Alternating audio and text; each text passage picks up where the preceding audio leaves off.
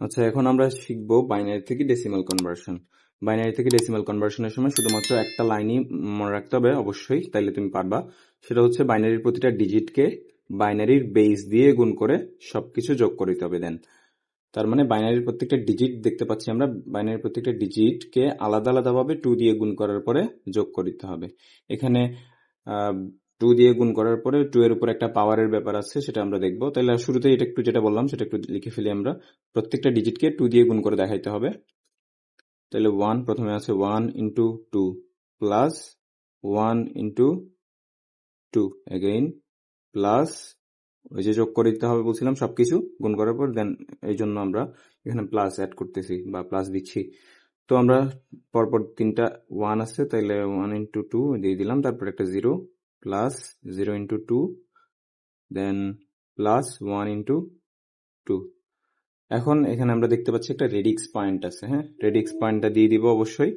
তারপরে কি করতে হবে, বাকিগুলো এজ ইট ইজ লিখতে হবে। 1 ইন্টু 2 তারপর plus 0 into 2 1 into 2 0 into 2 plus 1 into 2।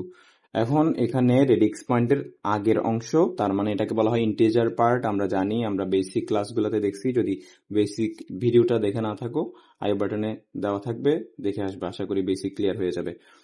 তো আমরা এটাকে বলি পূর্ণাংশ, দ্যাট মিনস ইন্টিজার। তারপর এটাকে বলি হচ্ছে ফ্লোট অংশ বা ভগ্নাংশ, যেটাই বলি আমরা।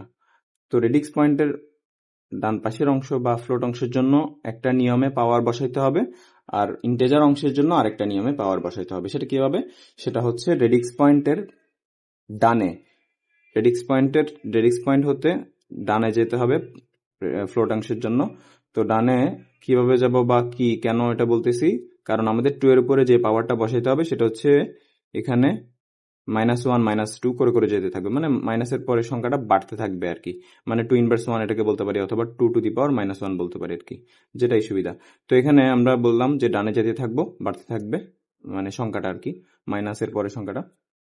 তাহলে এখানে 2 টু দি পাওয়ার -1 হলে এখানে 2 টু দি পাওয়ার -2 হবে, দ্যাট মিনস 2 ইনভার্স 2। তারপরে এখানে কি হবে আশা করি বুঝতেই পারতেছো, এটা হচ্ছে 2 টু দি পাওয়ার -3 হবে। এটা আবার বলি, ডানে যেতে থাকবে, কিন্তু এখানে পূর্ণাংশ যেটা আছে সেটা হচ্ছে এই দিক থেকে যেতে থাকবে আর কি, মানে ডান পাশ থেকে বামে আসতে থাকবে। আমি একটু লাইনটা টেনে নিই, তাইলে সেটা যাবে থেকে কোথায়, ডান পাশ থেকে বামে যাবে। তাহলে কিভাবে, ইনক্রিজিং অর্ডার, মানে আমি এটা কিন্তু খুব কেয়ারফুল, 0 থেকে শুরু করতে হবে।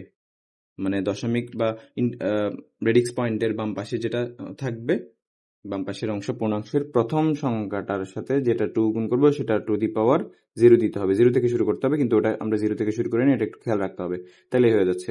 তারপর এটা ইনক্রিজিং অর্ডারে যাবে, তাহলে আমরা 0, তারপর হচ্ছে 1, তারপর হচ্ছে 2, তারপর হচ্ছে 3, দেন ফাইনালি 4। তাইলে এটা করার পরে আমাদের ফাইনাল কাজগুলো শেষ হয়ে গেল। এগুলো আমরা যোগ করে দিলেই আমাদের আনসারটা চলে আসবে। তাহলে আমরা একটু দেখি, উই ক্যান ইউজ ক্যালকুলেটর। তাহলে এখানে যদি আমরা ইজিলি সলভ করে ফেলতে চাই, তাহলে 1 ইন্টু 2 1 ইন্টু 2 দি পাওয়ার 4 আমরা একসাথে দিয়ে দিতে পারি, প্লাস 1 ইন্টু 2 কিউব 1 ইন্টু, তার মানে হচ্ছে 8 আর কি, 8 প্লাস 1 ইন্টু 2 স্কোয়ার, তার মানে 4 প্লাস এটা হচ্ছে 0 হয়ে যাবে, 0 এর সাথে যে কোনো সংখ্যা গুণ করলেই 0 হয়ে যাচ্ছে।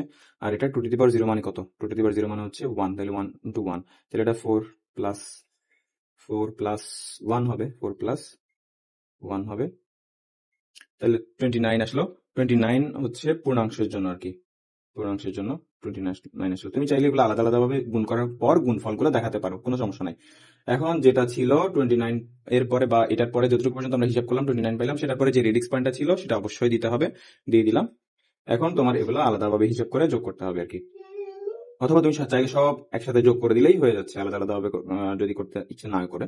তাহলে আমরা এটা একটু হিসাব করি, 0 জন্য তো হিসাব করতে হচ্ছে না, তাহলে এই দুটার জন্য হিসাব করি একটু।